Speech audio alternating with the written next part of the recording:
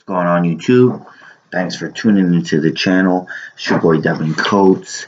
Another edition, 48 Days with the 48 Laws. Getting through it. Law 31, control the options. Get others to play with the cards you deal. The best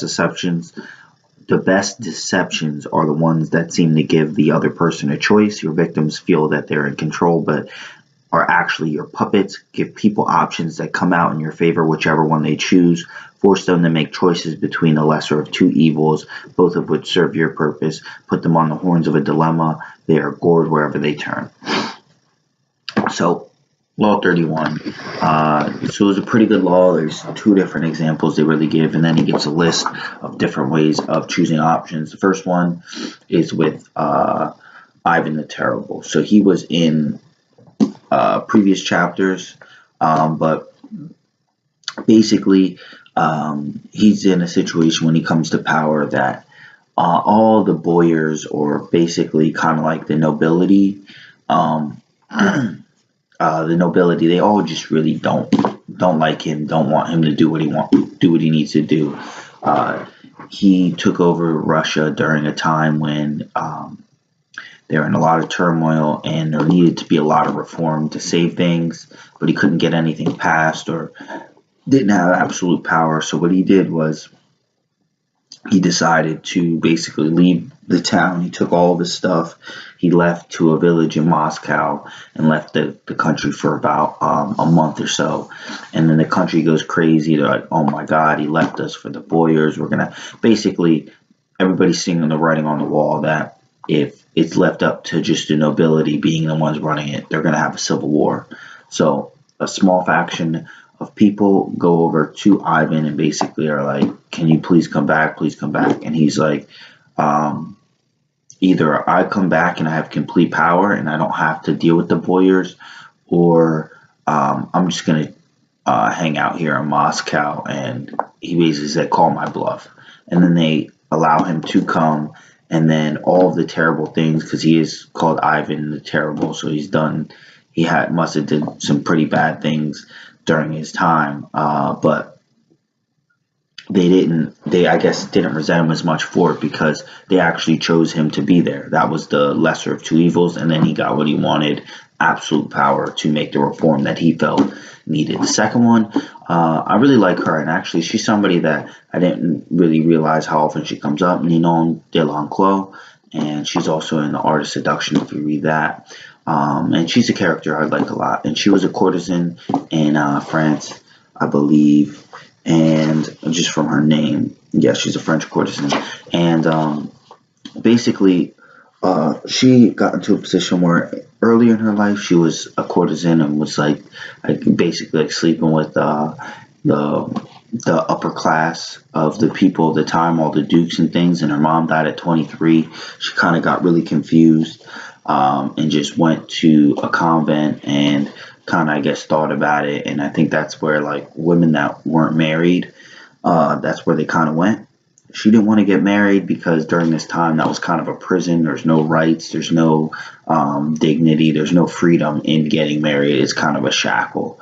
So she didn't want to get married, so she comes back to France after a year, thought about things, and then people wanted her more than ever. But she set up a situation where she could have all the freedoms that she expressed, she felt early in her years. But, you know, as you age, that's kind of in the life of a courtesan, that's the thing they're worried about. But what she set up was pretty much a funnel to get a lot of money coming in, at least for the time she was pretty. But then also the aura, I think, lasted a little bit longer. He didn't really explain like the longevity of her system, but basically what she did was she gave people a choice. She's like, you could either be a payer or you could be a martyr. And obviously all these were said with a French accent, so payer, martyr, I don't know how to pronounce it, but it sounds a little different in English. But basically, if you were a payer, you could basically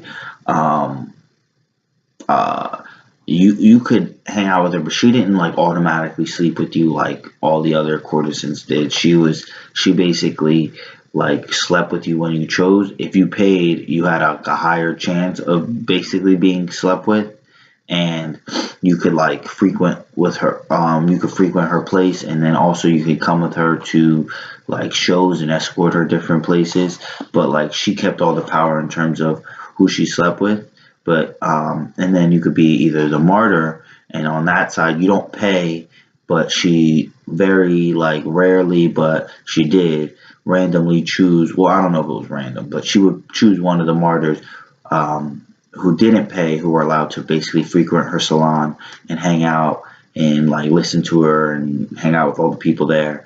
Uh, you could come for free, and you would rent. You might be picked to be her favorite, which basically she just liked you, and she would, for whether if it was a couple days, weeks, months, usually wasn't longer than that, she would basically sleep with you, and you could be chosen. So it was like everybody was like kind of playing to be chosen by her, and she set up the system where she's basically getting paid to like hang out with people and I guess sleep with them. But it was like it was obviously contingent upon her feeling like it, like she could feel like it about with no one, and do that with nobody. So she basically set up a system where she got the freedom she was looking for, and she set up the two options for them. Same with Ivan the Terrible. His more was, one was very painful, and then other one was a little bit better, kind of like the pick your poison kind of thing. And then hers were,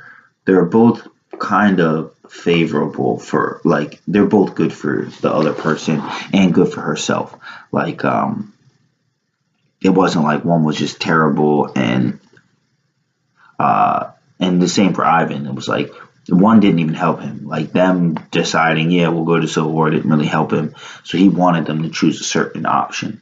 For her, it really didn't matter. You could boost my social status by just showing up and hanging out and kind of intensifying the allure of myself, or you could pay me, which obviously I got money and actual tangible compensation for it. So that was kind of the difference between the choices. He gives a list of a few different choices. I'm not really going to go through all of them, but really there's just a lot of different ways that you can have other people play into your choices. And in just terms of what's the word, tying it into everyday life. I know for me, I do sales, and one thing in terms of like a closing statement I like to use. Now, in my type of sales, maybe it's me just not having the greatest delivery on it. It works in the conversation, I'll be honest, but it doesn't always work in terms of like having people believe it when they leave. But like generally when I'll ask, I'll say, so when would you like to have it installed? Immediately. And it depends on what, doesn't really matter the time scheme, just the frame of the product I'm selling. But it's like immediately. Would you want it in January for when the kids get back because it has to do with school, or were you looking to budget this in July and have this come concurrent with your budget season? And this pretty much gives them three different options, but none of the options are I don't want to buy it. So it's kind of the same thing. Like I don't want them to say I don't want it, so I try to give them options, and generally they will say, well, I mean, like it is a lot, but maybe we should get it in January because I could see it happening there. Or I wanted to get it for my budget season to get it in there. So it really doesn't. I basically gave them a few options, none of which are to say no. And in the same way you're doing these, when you're giving them the options, all the options are supposed to be something that would be beneficial for you, and you wouldn't want to go the other way.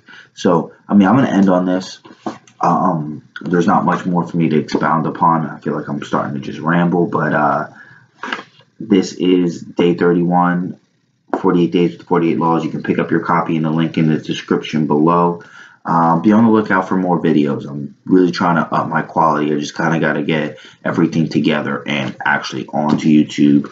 I have been playing around with new things, and definitely have a positive outlook towards the new year, and I really want to kind of step things up this year, as now it's been over a year, about a year and a half that I've been doing YouTube, I guess, a little under. probably like a year and 4 months or so. But come January, I really want to get start playing with some new ideas and taking this a little bit more seriously now that I have some better equipment that I haven't really tested actually on YouTube. So thanks a lot for tuning into the channel. Like, comment, subscribe. It's your boy Devin Coates. Be on the lookout for some new shit coming the new year. I have a pretty big break from work, and I hope from my main gig work, and I really hope to put a lot of time in and get some things done for you guys. So thanks a lot. Peace out. Till next time.